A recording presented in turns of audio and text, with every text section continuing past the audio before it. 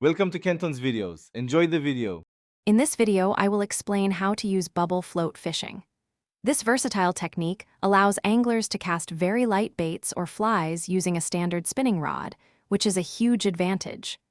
By adding a small amount of weight, typically water, to the clear plastic float, you can achieve impressive casting distances.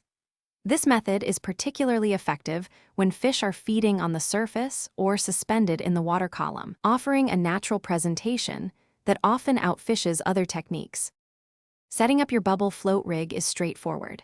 First, thread your main fishing line through the float. Many floats have two small plugs. Remove one to fill the float with water, adding casting weight. Filling it about halfway often works well, but adjust for desired buoyancy. Next, secure the float with stoppers or a small swivel.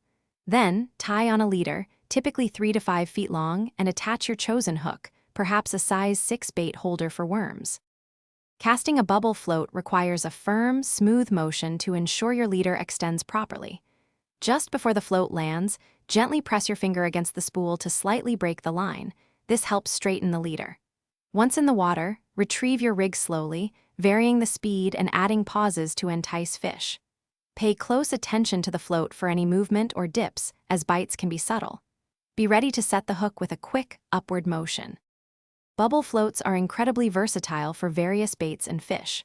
Small flies, like a size 10 woolly bugger or a nymph, are very popular, especially for trout. You can also use natural baits such as worms, maggots, or even a piece of bread crust for carp. This technique is highly effective for catching trout in lakes and streams, bass, and even panfish like bluegill and crappie. Experiment with different baits to discover what works best in your fishing location.